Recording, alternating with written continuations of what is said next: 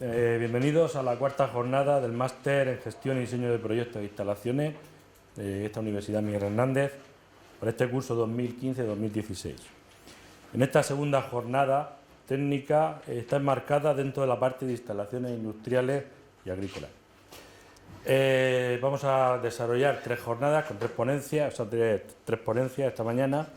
Y el primer ponente, el señor Jerónimo Martínez Gómez, es director ejecutivo de la empresa Tefrigo y va a impartir un seminario titulado Instalaciones frigoríficas de amoníaco en la industria. La andadura profesional de este ingeniero le vincula al mundo industrial desde el año 1994, pasando por distintas empresas como Carugil, donde desempeñó distintas tareas vinculadas sobre todo con el mundo de la ingeniería de planta y de los procesos. Desde el año 2006 asume la función de director ejecutivo de la empresa Tefrigo. Es una empresa dedicada a la climatización y a la refrigeración industrial. Y bueno, sin más preámbulos, una presentación sencilla, va a empezar su jornada de acuerdo de las instalaciones frigoríficas de amoníaco en la industria. Gracias. Y agradecer a la universidad pues, que me haya invitado a dar esta pequeña ponencia acerca de lo que son las instalaciones frigoríficas, que es lo que hago o hacemos en nuestra empresa de forma habitual, ¿no? Actualmente el refrigerante amoníaco ha cogido una vigorosidad o una diferenciación muy importante por diferentes razones que vamos a expresar ahora mismo, sobre todo por tasas impositivas que se le han impuesto a otros tipos de refrigerantes, freones, y las diferentes problemas que tienen sobre el calentamiento global o las incidencias que tienen acerca del calentamiento global de los diferentes refrigerantes. Bueno, la influencia, una parte muy importante donde se diferencia el amoníaco es su influencia del consumo energético de las instalaciones de refrigeración y climatización con respecto a otros consumidores de energía en la industria. Las instalaciones de refrigeración forman parte de pues hasta el 18% del consumo total de energía eléctrica en nuestro país. Por lo tanto, aunque es una cosa que no se tiene muy en consideración por parte de muchos ingenieros y arquitectos proyectistas, etcétera, etcétera, forma una parte muy importante del consumo eléctrico de nuestra nación, de España, y por lo tanto es un apartado donde tenemos que incidir los técnicos en intentar conseguir la máxima eficiencia en las instalaciones a base de hacer unos buenos diseños, selección de refrigerantes, selección de instalaciones, adecuación de las instalaciones al mayor ahorro energético posible, con los elementos que están a disposición en función de la viabilidad de cada uno de los proyectos. Dentro de la industria agroalimentaria, la energía eléctrica consumida por las instalaciones frigoríficas representa muchas veces hasta el 60% de la energía consumida dentro de esa propia industria. Estamos hablando que cualquier empresa de confeccionado de cualquier tipo de vegetal, véase brócoli, lechuga, ajo o cualquier otro tipo de proceso, incluso industria cárnica, por supuesto, sí que pues, tiene esos consumos tan elevados. Por lo tanto, la eficiencia, reincidiendo en esa parte, la eficiencia de las instalaciones frigoríficas es vital.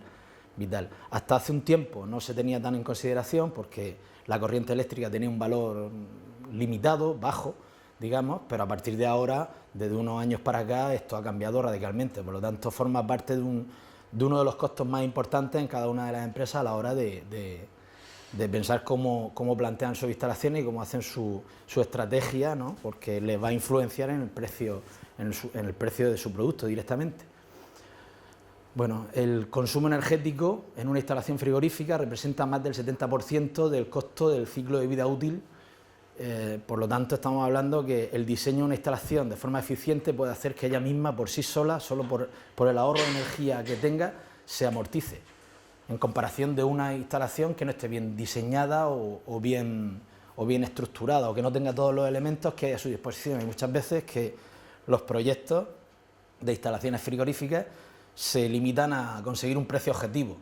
Eso claramente es un error, pero bueno, es la tendencia del mercado real y actual.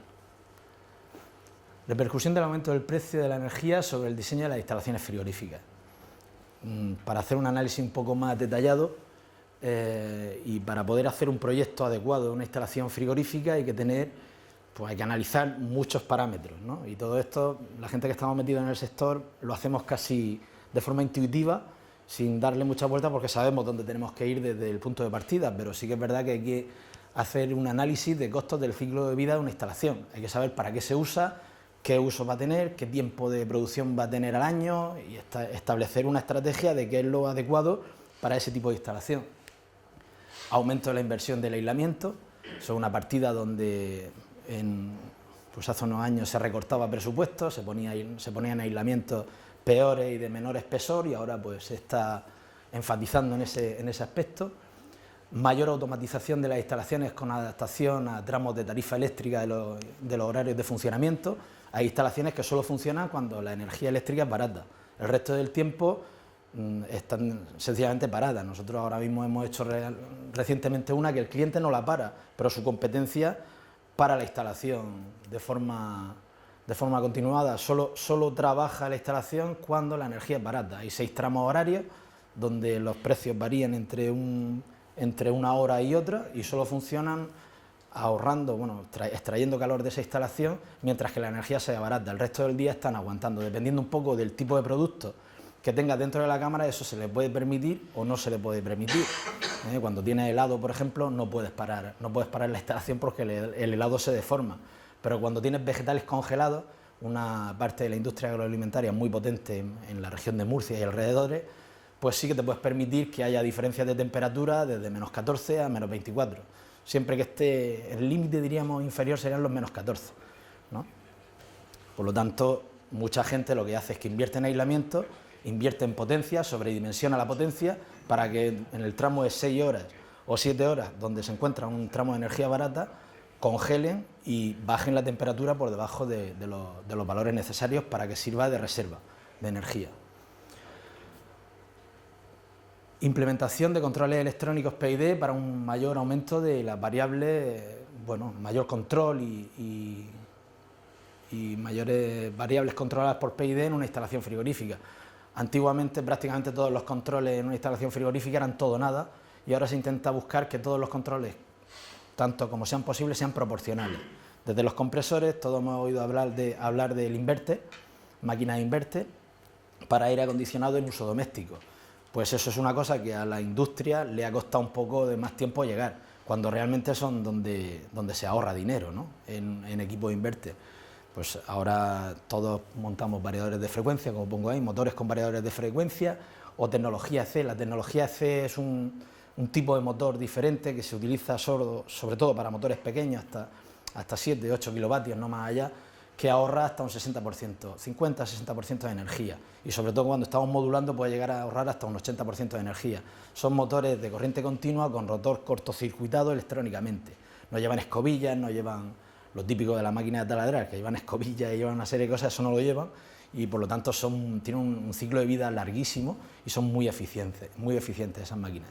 Condensación flotante, pues es un elemento que solamente eso supone en muchas instalaciones un ahorro de un 20% de energía en el ciclo anual, porque aprovecha la temperatura o va leyendo la instalación, la temperatura ambiental continuamente y va adecuando el régimen de trabajo, sobre todo en alta presión, a la temperatura exterior. Va midiendo, va controlando, va bajando y variando los puntos de consigna de punto de condensación de cada uno de la instalación en función de las condiciones exteriores para, de alguna forma, ahorrar energía. Ahorra el 20 y el 30%. Evaporación flotante, el mismo concepto, pero una parte en la evaporación y otra parte en la condensación. En la evaporación lo que tenemos es que subimos temperatura de evaporación y por cada grado que se suba en temperatura de evaporación ahorramos un 3% de energía eléctrica y por cada grado que se baje en condensación ahorramos otro 3% de energía eléctrica. Somos capaces de dar la misma potencia frigorífica con un 3% menos de corriente consumida.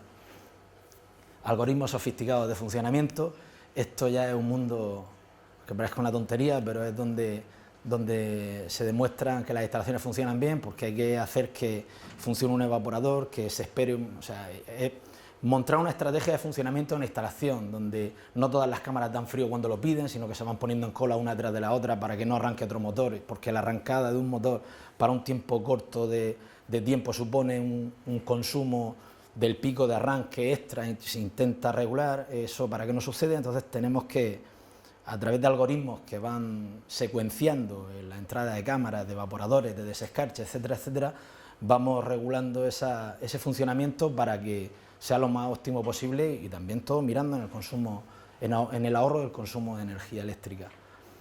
Sistemas de desescarche por gas caliente, esto lleva mucho tiempo, pero hubo un tiempo que no se utilizaban o se utilizaron menos. Es un sistema que produce el desescarche de los evaporadores de forma gratuita, entre comillas,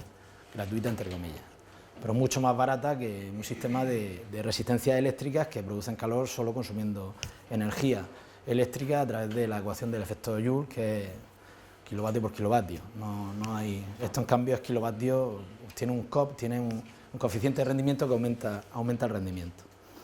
Determinación de las temperaturas de trabajo en las cámaras frigoríficas, optimizando en cada momento las temperaturas en función del costo de la corriente de la energía eléctrica. Temperatura hasta la que se deben de enfriar los productos congelados antes de introducirlos en las cámaras. Bueno, no es lo mismo congelar o meter dentro de un túnel de congelación un producto a 20 grados que introducirlo a 0 grados. Si le haces diferentes etapas en diferentes procesos, ahorra un montón de energía eléctrica. Entonces tienes que proveer la línea de fabricación con lo que sea necesario en función del producto para que el producto, antes de entrar al túnel de congelado, esté lo más cerca posible de su temperatura de congelación.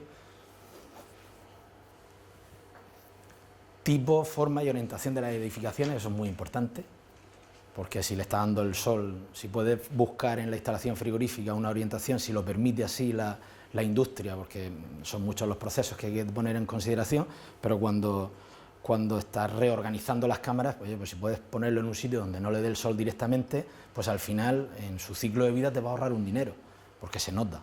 Hay muchas experiencias de gente que ha hecho cámaras, que es lo que se suele hacer, cámaras desnudas, es decir, que directamente el sol incide sobre la pared de aislamiento, y nos encontramos que cuando en futuras inversiones que han hecho han colocado una pantalla, una chapa ventilada, como si fuese una fachada ventilada o una pared de panel, le ha bajado el consumo eléctrico un 10% y un 20% también en esa cámara en particular.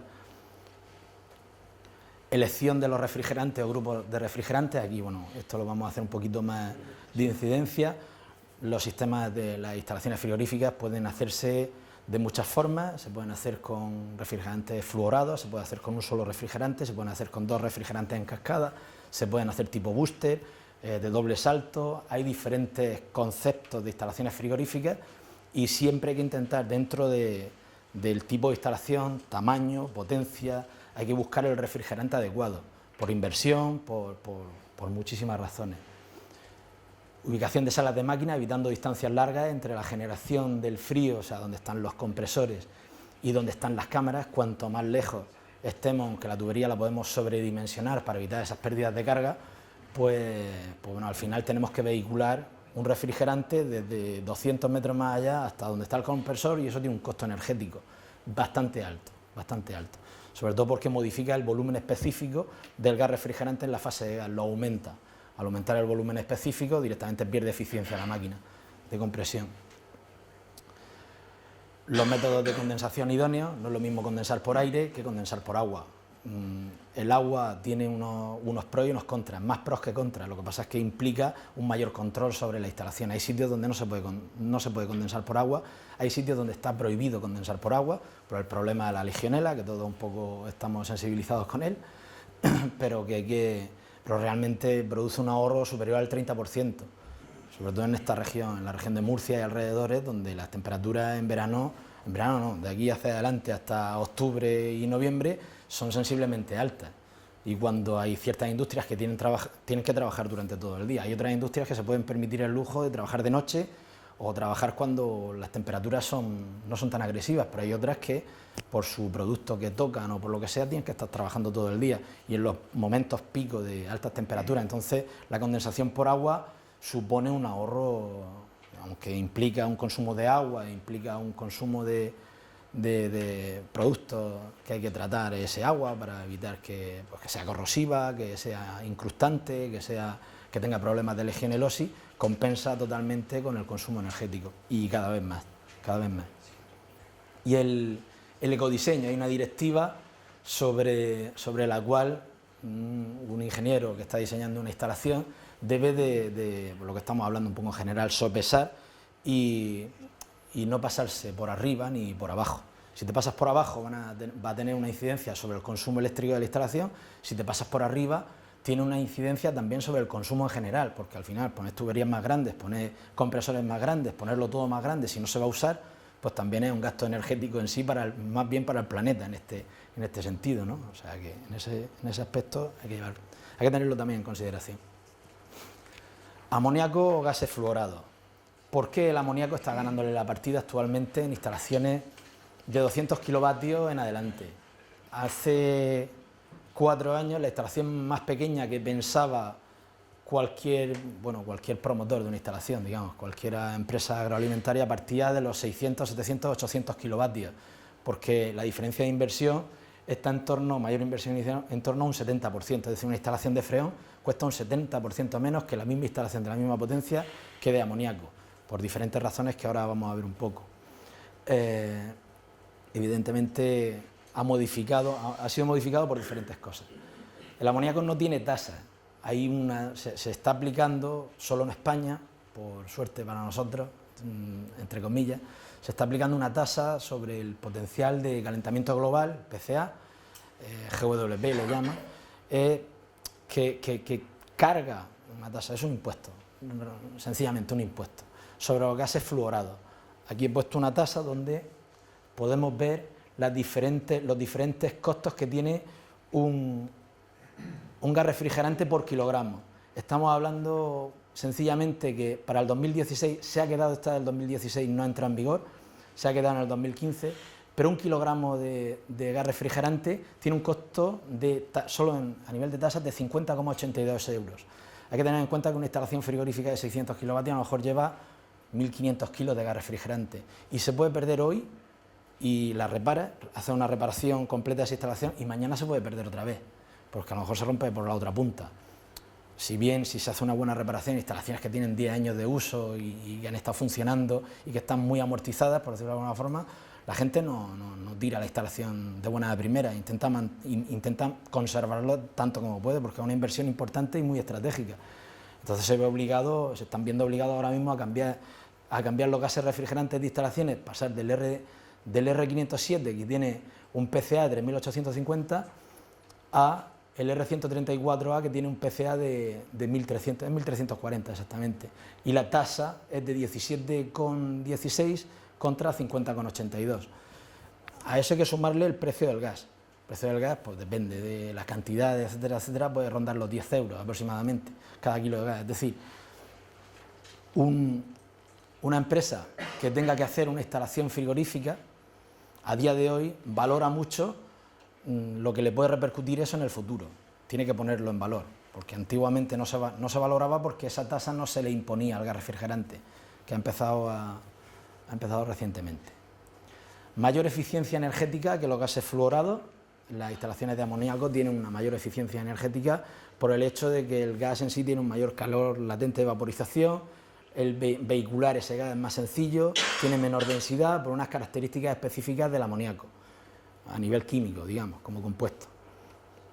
Instalaciones más robustas y fiables, de ahí el 70% mayor, el 70% de sobrecosto de inversión de hacer una instalación de freón a hacer una instalación de amoníaco. No están sujetos a futuras directivas de protección del medio ambiente porque el amoníaco no contamina, no genera calentamiento global ni efecto invernadero, no daña la capa de ozono. Estamos hablando que es un gas completamente natural, que en la atmósfera se descompone el mismo y en un ciclo corto de vida. Menor huella de carbono en los productos refrigerados, si es más eficiente y encima no produce un calentamiento global, la empresa que esté enfriando sus productos con refrigerante amoníaco está implementándole una menor huella de carbono a ese producto en particular. Y eso en el mercado nacional no tiene ahora mismo un valor, pero en el mercado inglés, por ejemplo, y alemán, sí que está teniendo un gran valor, una diferenciación, ¿no? Pues al final, si tú has hecho tu instalación con amoníaco, tu instalación consume menor energía, tiene menor huella de carbono y en auditorías de tipo global, etcétera, etcétera, que son sometidas las empresas, pues pueden diferenciarse en ese sentido. Si hay una fuga se detecta fácilmente, todos hemos olido amoníaco, pues ese que hemos olido en nuestras casas es el 5%, el resto es agua y perfume, etcétera, etcétera, este es el 100%. Entonces un kilito de amoníaco de estos te asfixia, bueno, un pabellón de deporte es capaz de irse corriendo por miedo, con un kilo que se haya derramado. Con una buena instalación, mantenimiento y personal formado adecuadamente, los riesgos por fuga de gases son casi nulos.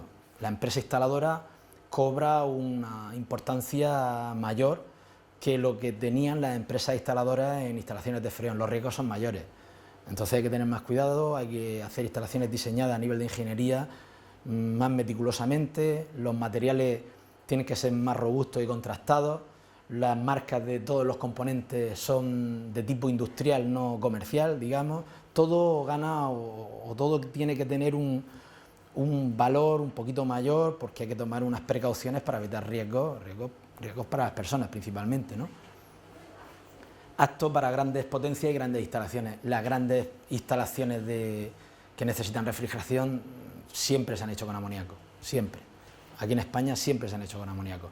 Solo eran las pequeñas de 1000 kilovatios, 1500 kilovatios hacia abajo las que se hacían con freones. Hay excepciones, para arriba y para abajo, siempre ha habido excepciones, pero era la tónica general, ¿no?, de las instalaciones. Contra, mayor inversión, principalmente las veo la mayor contra que nos podemos encontrar, hace falta un 70%. Tóxico y explosivo en determinadas concentraciones. Hay que decir a esto que a día de hoy detectores de fugas, sistemas de protecciones, corte a distancia de los cuadros eléctricos de motores, iluminaciones antideflagrantes, todo lo que engloba para protegerse contra lo explosivo no es ni descabellado ni tan caro y es bien sencillo de solucionar en una sala de máquinas donde está contenida cumpliendo los reglamentos actuales y vigentes.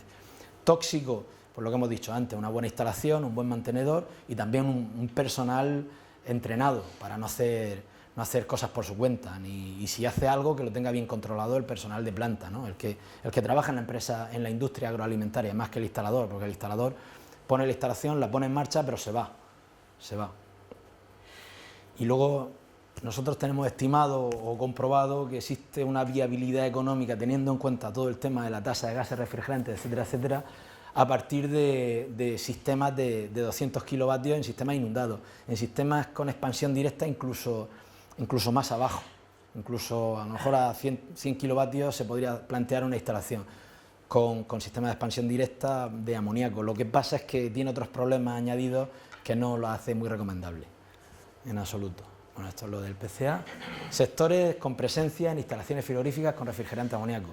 Cualquiera, excepto climatización aquí pongo climatización más industrial, climatización de procesos industriales, pero climatización de centros comerciales, etcétera, etcétera, está radicalmente prohibido el uso de amoníaco, porque es tóxico, no se puede usar por reglamento. El reglamento determina todas esas diferenciaciones, pero el sector agroalimentario totalmente, logística y distribución totalmente, o sea, la industria de distribución de productos alimenticios, Mercadona, Día, el Corte Inglés, etcétera, etcétera, utilizan en sus plantas logísticas, sus centros de distribución, están utilizando, a ser posible, refrigerante amoníaco, cuando hace unos años llegaron a utilizar el famoso R22, ¿no? La industria química, pues para bajar la temperatura a diferentes procesos. Sector farmacéutico, casi muy ligado al químico, pero en el sector farmacéutico sí que hay que tener en cuenta muchas salas donde se producen, donde se hacen pastillas, donde se hacen viales, etcétera, etcétera. Todo está muy cuidado a nivel de higiene y control de bacterias principalmente de bacterias y de limpieza, donde se están haciendo excesiva meticulosidad en la limpieza de las salas donde se trabaja. Son salas blancas, realmente no son salas blancas. Salas blancas tienen su aplicación en el sector agroalimentario, como se denomina principalmente el sector farmacéutico, es clean room, salas limpias. Lo que hay diferentes niveles, hay unos estadios de ISO, está de ISO 8, ISO 9, que sería lo más sencillo, hasta ISO 1, donde estás trabajando con virus, etcétera, etcétera, y las protecciones, tanto para las personas como para el resto de las personas que están trabajando dentro, como para los que están fuera, pues tienen que ser muy, muy precisas. Sector industrial, pues una cosa, el plástico, la industria del plástico, de transformado de plástico, necesita frío a lo bestia, son grandes consumidores de frío, porque para aumentar los procesos y los rendimientos de cuando tú quieres hacer una botella de plástico, algo tan sencillo como una botella de agua, tú necesitas poner el plástico a la temperatura de fusión y luego, bueno, las botellas de plástico son sopladas, pero lo que es el plástico, la proforma que tienes que hacerlo por inyección. Necesitas hacer muchos ciclos por minuto en esa máquina inyectora de plástico y la única forma es meterle calor al plástico y luego inmediatamente cuando se ha formado la pieza meterle frío. Están en un ciclo continuo de frío-calor, frío-calor, frío-calor. Y dependiendo de cómo se controle eso, la producción puede aumentarse una barbaridad, incluso el proceso de refrigeración en particular para cada uno de los moldes y máquinas. Ahí en el sector, bueno, el sector de la construcción de vehículos gasta una fortuna en instalaciones de refrigeración para aumentar sus ciclos de producción y climatización. Bueno, pasamos directamente a un pequeño layout de una instalación, esto es un proyecto real que se va a ejecutar, aún no se ha ejecutado este proyecto, de una planta congeladora de la zona de Murcia, donde van a hacer una cámara para conservar productos congelados, una cámara de 7.300 metros cuadrados van a hacer, ni más ni menos, estamos hablando de un campo de fútbol, ¿vale? Y la instalación frigorífica está compuesta por esos equipos, hay algunos equipos que están, digamos, en reserva, los que aparecen más en gris, como puede ser estos son distribuciones en planta de los diferentes compresores, el separador de aspiración, ya entramos de lleno en una parte un poco más compleja de instalación pura, donde hay que tener un poco en consideración qué elementos conforman una instalación de amoníaco, ¿no? Principalmente en sala de máquinas nos encontramos con el condensador, es el equipo que se encarga de licuar el gas entra en fase gas dentro del condensador y sale licuado en fase líquido a través de rociarle agua y hacer normalmente es contracorriente, pero hay otros equipos que son equicorriente, una recirculación de aire con esas duchas de agua que te hace que tenga unas temperaturas de condensación. Cuando tienes temperaturas exteriores de 40 a 41 grados, puedes tener temperaturas de condensación de 35 grados, porque el agua la llegas a enfriar hasta la temperatura de bulbo húmedo existente. En Murcia estamos hablando de temperaturas, el año pasado, que fue un año especialmente caluroso y húmedo, se llegaron a 26 grados y medio, una cosa que para nosotros es muy importante, vamos midiendo porque tenemos que dimensionar los equipos contra esas situaciones a la máxima carga.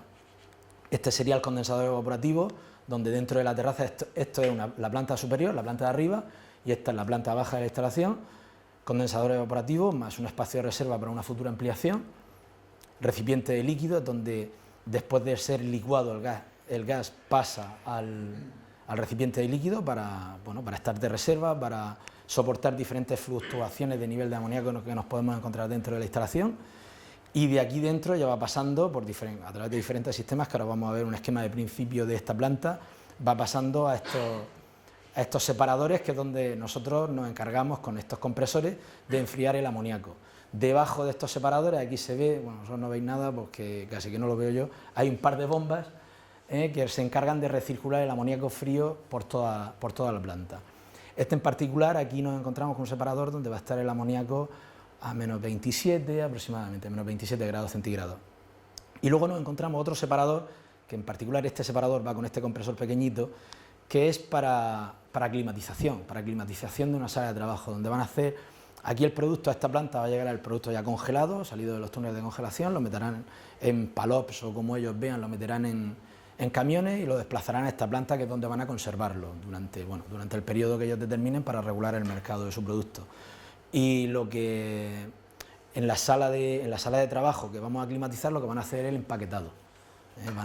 Viene a granel y lo empaquetan en pequeñas bolsas, lo que ellos vean, ¿no? Dependiendo un poco de sus necesidades.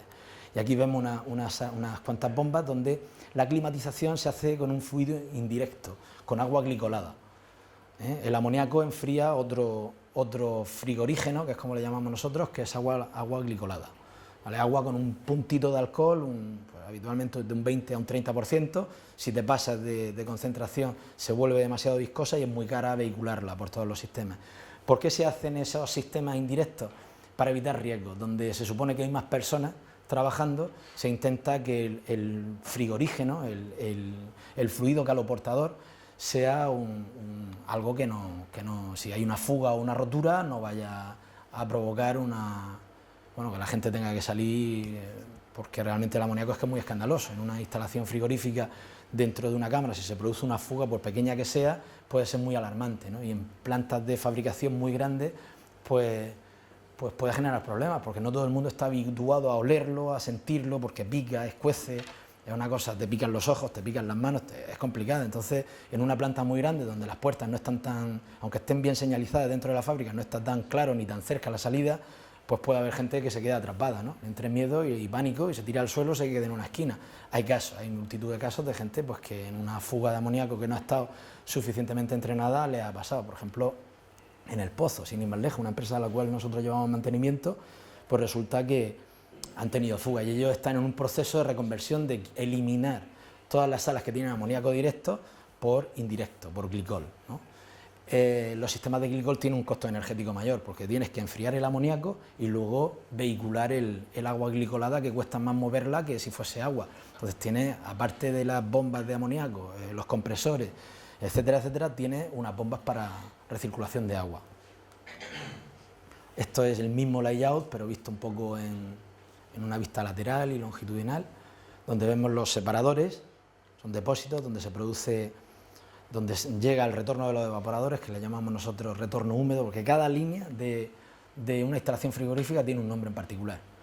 Los frigoristas, bueno, retorno húmedo, aspiración seca, líquido, descarga, venteo, condensado. Cada una a nosotros nos lleva a un punto de la instalación completamente diferente y determinado, donde cada una en su diseño necesita unas velocidades de circulación de fluido específicas y unas dimensiones y un tratamiento, aislamiento, no aislamiento, pintura, incluso materiales, etcétera, etcétera. Aquí os enseño un dibujo en 3D de un puente de válvula, un equipo. Primero voy a enseñaros, antes de esto, estos son diferentes máquinas, compresores, vistos en 3D. Esto es una sala de trabajo actualmente en ejecución, donde tenemos, es para que veáis un poco un concepto, una serie de fotos que os van a llevar más rápidamente a lo que es una instalación frigorífica. Tenemos los evaporadores. Estos evaporadores son de plafón, como le llamamos nosotros, o de techo, también le decimos, o de doble flujo, porque el aire entra a través de los ventiladores y va saliendo en un sentido y en otro, de una forma más tranquila que otro tipo de evaporadores que llamamos cúbicos, que son para enfriamiento directo. El objetivo de esta planta es mantener toda esta sala a una temperatura incluso hasta de 0 grados, pero habitualmente cuando hay gente trabajando, 10 grados aproximadamente, van a estar confeccionando en esto en particular fruta de hueso, que es lo que trabaja esta planta, que se está ejecutando ahora mismo. Aquí debajo habrá pues gente en diferentes calibradoras, empaquetadoras, etcétera, etcétera. La planta de arriba de este altillo que se está haciendo va al almacén de cartón, donde van generando las cajas y demás, porque las instalaciones de frío se meten dentro del proceso industrial, y hay que tenerlo en consideración, porque en cada punto tenemos que dar temperaturas diferentes, con temperaturas y con humedades relativas diferentes, controladas. Aquí no nos podemos pasar de humedad relativa. Si nos pasamos de humedad relativa, tenemos un problema con el cartón, porque se nos va a desmoronar, ¿no? Y va a perder un poco la prestancia que tiene. A ver. Bueno, este es un separador de aspiración de lo que estábamos viendo, las bombas. Ahora luego veremos el esquema de principio, que es un poco más complejo. Bombas de recirculación de amoníaco, separador de aspiración, y ahí al fondo, que no se termina de ver bien, tenemos los compresores. A ver si vemos otra foto. Esto es una antecámara de entrada a unas cámaras frigoríficas. Estas en particular son para conservación de ajo. El ajo se conserva a una temperatura de -4 grados y una instalación. Cada producto tiene su instalación, cada producto tiene su temperatura de conservación, cada producto necesita una humedad relativa para su conservación. Estamos hablando que aquí el ajo se conserva 1 año o incluso 2 años dentro de estas cámaras, en función del mercado, de la demanda del mercado. Y todo eso lo debe de controlar la instalación frigorífica a través de temperaturas de evaporación, temperaturas de amoníaco, principalmente a través de las temperaturas, y superficie de intercambio. Pero claro, una cosa va ligada con la otra. Potencia, superficie y temperatura van entrelazadas. Moviendo cualquiera de esos parámetros podemos conseguir que el mismo evaporador dé más potencia, pero con menos humedad, o sea, con una menor humedad relativa dentro de la cámara donde estamos aplicándole el frío. Va todo interconectado. Esta es una cámara no se termina de ver, pero esta puerta tiene 5,5 metros de altura, es para conservación de congelado en particular. La cámara es realmente grande, Y bueno, el proceso de construcción, aquí habíamos subido exclusivamente los evaporadores, estaban sin interconectar. Esto es el diseño y fabricación de un compresor, donde podemos ver y diferenciar, esta foto la he puesto para poder diferenciar cada uno de los elementos que integran el compresor. Y nos encontramos el elemento principal, digamos, el compresor. Este en particular es un Howden, un compresor de marca inglesa, muy extendido en el sector de la congelación y con un prestigio elevado por la marca. El motor eléctrico que impulsa el compresor, y luego diferentes elementos del mismo equipo que son indispensables. Un separador de aceite, este compresor necesita para lubrificar y para hacer el sello de los rotores con sus camisas, necesita una inyección de aceite bastante importante, que es impulsada, no se termina de ver, pero por esto que está aquí, que es una bomba que inyecta aceite directamente a los rotores, a los puntos de rozamiento, a los cojinetes de bancada, al sello prensa, a diferentes partes del compresor, y también regula la posición de la válvula corredera de ese compresor, que determina la potencia frigorífica, que es proporcional, por lo que hablábamos anteriormente, de la proporcionalidad de cada uno de los equipos. Claro, ese aceite no nos interesa que salga a la instalación, porque si sale a la instalación lo que va a hacer es suponer primero, que no se puede recuperar fácilmente, y segundo, suponer un aislamiento dentro de las tuberías donde nosotros queremos realizar un intercambio. Cuanto mayor sea la tasa de intercambio, mejor funcionamiento, mayor temperatura de evaporación vamos a tener, lo que hablábamos de la evaporación flotante. Cuanto mayor temperatura de evaporación tengamos, mayor rendimiento vamos a sacar a nuestra instalación. Entonces, este separador debe tener una eficiencia de hasta que solo permita que se escape 5 partículas por millón de aceite, que es realmente muy poco. Esto lleva una historia dentro de desviaciones, de historia, que realmente el secreto de la máquina, la tecnología y la ingeniería de esta máquina está ahí dentro, porque al final el resto son componentes que adquieres en el mercado, pero esto tienes que diseñarlo, tienes que calcularlo, las velocidades dentro de él, en cada una de las etapas que lleva diferentes etapas, una primera etapa de aglomeración, que se llama, luego otra etapa de mister, luego otra etapa de coalescentes, y al final una etapa de salida, con los diferentes mecanismos que lleva de enfriamiento de aceite, como puede ser este enfriador. Esto es un enfriador de aceite, un intercambiador de aceite, que hacen que la máquina funcione, y sobre todo hacen que la máquina funcione de forma eficiente, atrapando el aceite, porque además el aceite tiene un costo. Cuando lo lanzas a la instalación,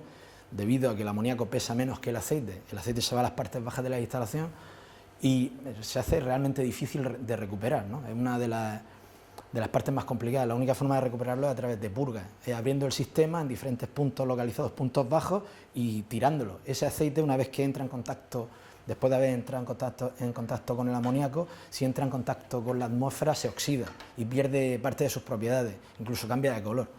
De un aceite transparente que tú puedes ver a través de los visores, cierta transparencia, un color oro, digamos, un color así dorado, pues pasa a marrón chocolate solo por el hecho de entrar en contacto con el oxígeno. No es que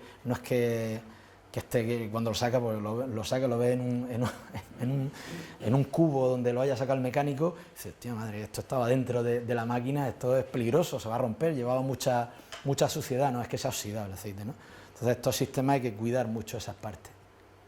Este es un condensador evaporativo, lo que estábamos hablando antes, es donde producimos la licuefacción del gas refrigerante, lo que hablábamos. Está compuesto de unos ventiladores, una batería que va solo en este trozo, una serie de duchas, por la otra parte lleva una bomba de agua que recoge agua de la balsa que está en la parte de abajo y la lanza a través de estos pequeños difusores o duchas. Estos son como si fuesen aspersores pequeñitos, porque son de baja presión, que lo que tienen que asegurar es que el agua rocíe uniformemente toda la batería.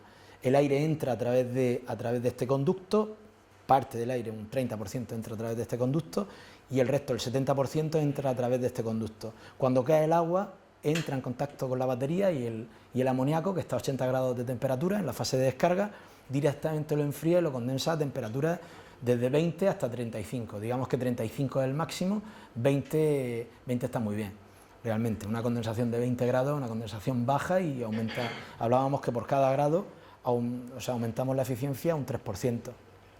y bueno, básicamente lo que hace luego el agua cae en esta fase de relleno que le llamamos nosotros, donde se enfría de nuevo de forma adiabática, que el proceso adiabático de enfriación se evapora agua, por eso lo de condensador evaporativo, produce un enfriamiento del agua. Esto es una sala de máquinas en particular, de una industria de congelación, donde bueno, aquí estábamos haciendo la sustitución de uno de los compresores que se había averiado.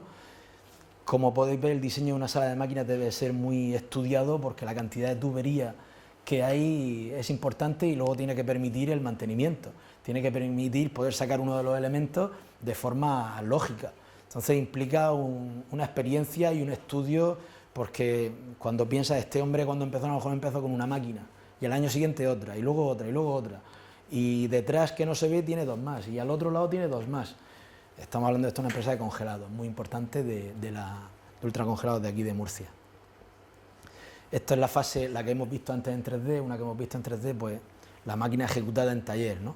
Donde intentas pues que una central multicompresora, la otra que hemos visto era de un compresor solo, también existe la posibilidad de montar sobre un mismo separador que estaría aquí debajo, hacer una bancada, ir colocando todos los elementos que necesitas. Esto se fabrica a medida, se diseña, se construye, se calcula, se dimensionan los compresores, se selecciona la marca de los compresores, etcétera, etcétera. Estos en particular son japoneses, estos compresores. Esto son cámaras de un centro logístico donde, bueno, aquí vemos los evaporadores que están aquí arriba, que forman la parte importante de la instalación frigorífica, el aislamiento, esto estaba, el tabique estaba sin poner todavía, y luego la estructura que va a soportar los diferentes palés de material confeccionado, ¿vale? En particular esta es de una empresa, Mecalux, que tiene un sistema semi-robotizado para ir sacando y metiendo los palés de cada una de las calles. Muy importante tener en consideración el hueco en la parte de arriba para que el aire pueda circular por arriba y no se corte radicalmente. No se corte radicalmente el paso del aire y que tenga una recirculación natural para que el frío vaya hasta el fondo de la cámara y luego pueda volver, y así no tengamos puntos de la cámara donde no conseguimos la temperatura adecuada. Bueno, aquí estos son los evaporadores, le he puesto, salgo yo un poco, pero te da la dimensión del tamaño que tienen, que ahí arriba parecen pequeñitos, pero luego cuando te pones tú delante dices, bueno, pequeñitos, pues no son bien grandes y bien complejos de situar. Este es un armario eléctrico donde podemos ver pues, los diferentes componentes que integra una instalación frigorífica de las últimas que se están haciendo, donde nos encontramos un variador de frecuencia para uno de los motores. Esta en particular es para los 3 compresores esos que hemos visto azules, controla esa instalación en particular. Tenemos un variador de frecuencia para uno de los compresores, por lo que hablábamos de proporcionalidad. Intentamos tener la mayor proporcionalidad en cada uno de los elementos de las instalaciones. Instalaciones estáticos para hacer un arranque suave, ya no se utiliza, antiguamente se utilizaban los tipos de arranque estrella-triángulo, se siguen usando, o par winding, que se utiliza mucho en el sector de refrigeración, que son bobinados partidos, que el mismo motor está partido en 2 motores, completamente independientes, necesitan los 2 para funcionar, pero primero lo arranca uno y a los milisegundos arranca el siguiente, ¿no?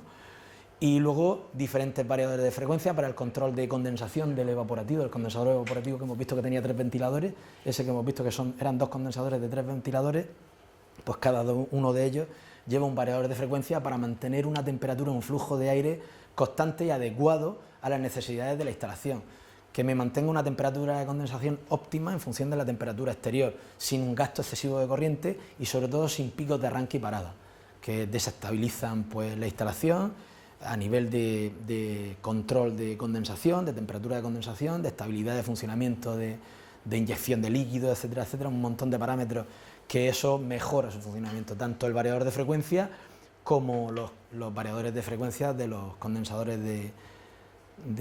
cuanto a los ventiladores, el condensador evaporativo. Luego, pues, una parte de potencia que lleva el cuadro eléctrico, que es el interruptor general de corte, y una parte de automatización que en este punto la tenemos aquí en particular. Está por diferentes, no se termina de apreciar, pero está por aquí, lo que es el autómata, el módulo lógico de control donde es programado expresamente para cada una de las instalaciones, donde implementamos los algoritmos de los cuales estábamos hablando.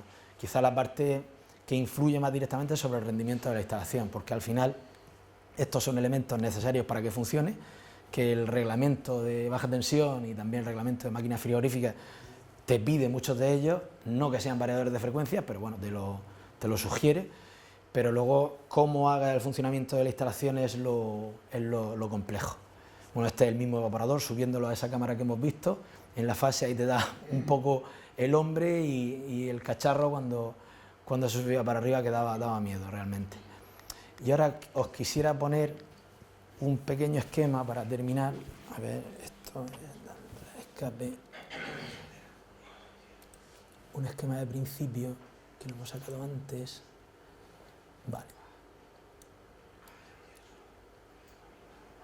A ver, que se vea así más bien. Se ve una máquina.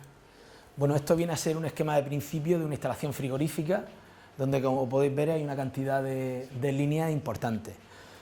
Nos encontramos con los compresores, esta parte de compresores, separador de aceite, válvulas de seguridad, enfriador de aceite, diferentes circuitos, como podéis ver las líneas. Esto es para una cámara, para esa cámara que hemos visto de 7.300 metros cuadrados.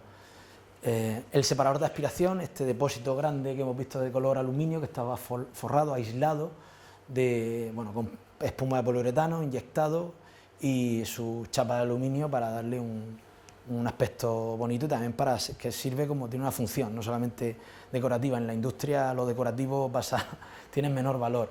Es la barrera de vapor, el aluminio es la barrera de vapor del aislamiento.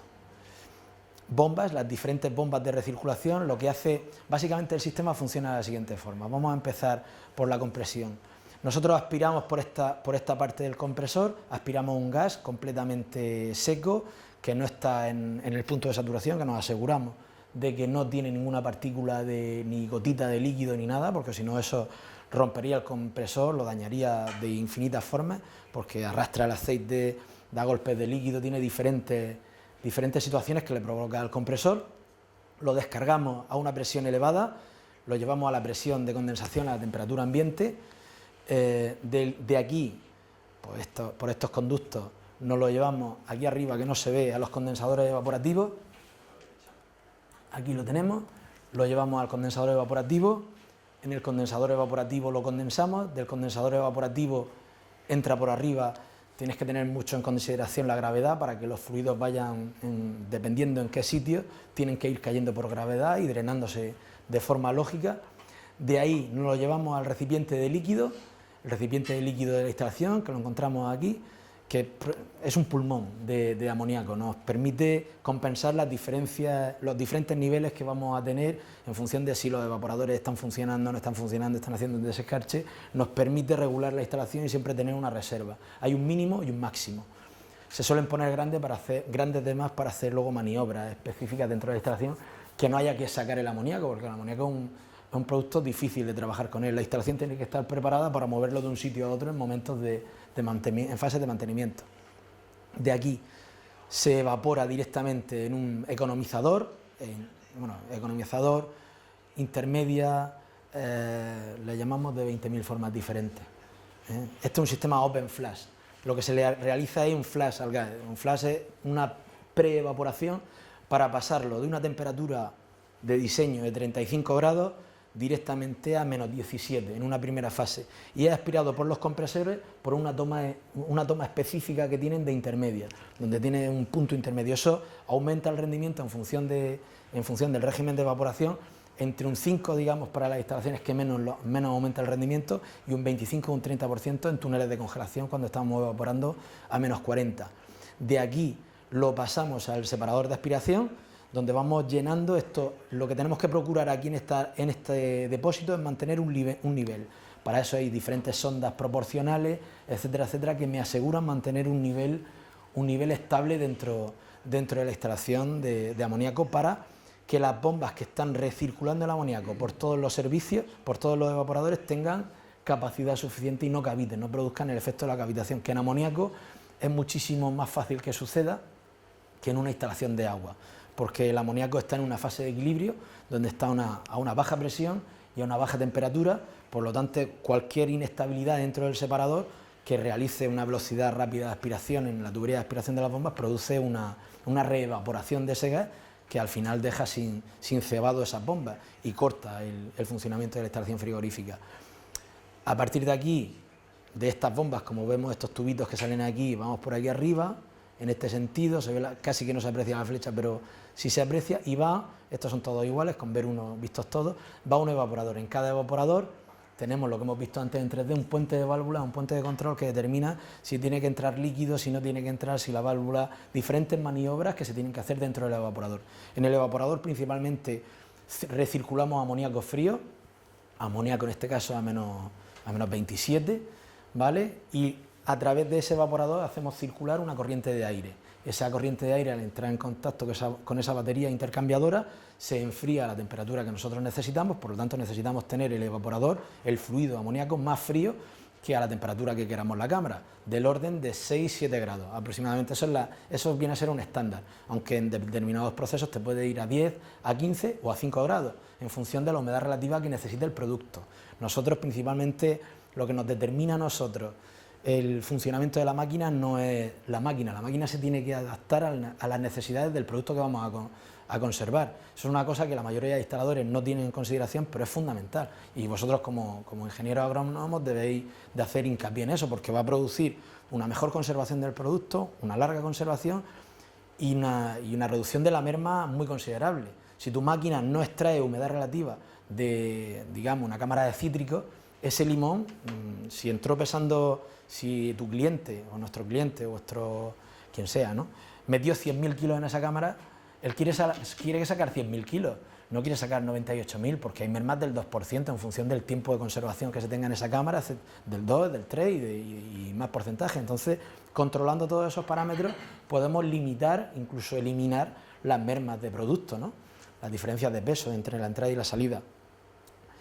Aquí hacemos pues los diferentes procesos.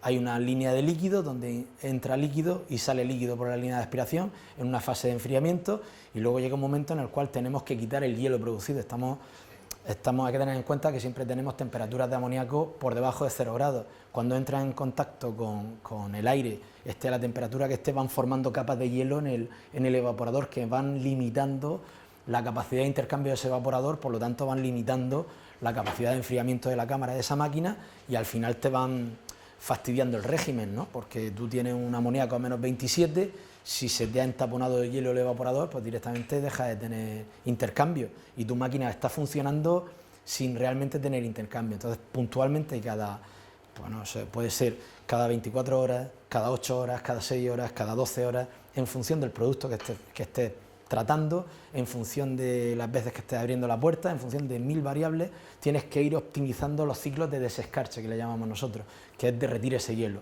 ¿Cómo derrites ese hielo? Pues sacas una línea, desvías una línea de gas caliente, en particular esta, creo que va por aquí, la desvías, en este sentido la recirculas, en la línea roja, no termino de ver, no, esta es la de vaciado, esta es, la de gas caliente. La recirculas para meter calor dentro del evaporador en un momento determinado, por un tiempo preciso, haciendo una serie de maniobras de corta inyección de líquido, cierras válvulas de aspiración para que no se te vaya el calor a este separador, que lo mantiene frío para darle servicio a otro equipo, y vas haciendo el ciclo de desescarche en ese evaporador. En una misma cámara se van haciendo por etapas, nunca se hacen todos de golpe, porque eso podría suponer un incremento de temperatura dentro de la cámara. Y así, a grosso modo, pues os he explicado más o menos lo que es una instalación frigorífica, muy rápidamente, evidentemente, porque tampoco hay posibilidad de mucho más. Y quisiera yo... Espérate, hay que darle aquí. Hacer hincapié, bueno, estos son los diferentes diseños, en fase de diseño y construcción. Este está más elaborado para hacer una máquina y que luego todo encaje en su sitio, las tuberías vengan por donde tienen que venir, etcétera, etcétera.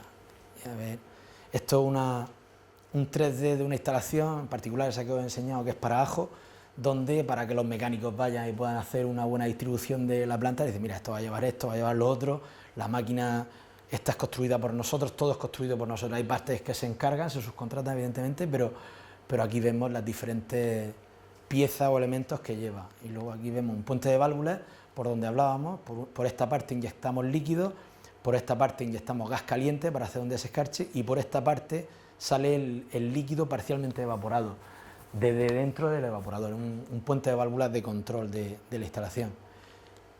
A ver, y bueno, esto ya lo hemos visto. Pueden ser horizontales o verticales en función de las necesidades que tengamos en la instalación. Hay que adecuarse, la instalación se tiene que adecuar al espacio y al sitio. No, por desgracia no es al revés. Y luego hay algunos elementos, no sé si tengo alguna más por aquí que no hemos visto. Esto, por ejemplo, equipos de medición proporcional. Esto es un separador de aspiración y este equipo en particular nos está midiendo el nivel de ese separador de forma continua y de forma proporcional. Nos da una salida de 4 a 20 miliamperios donde nosotros podemos saber cuál es el nivel de ese depósito.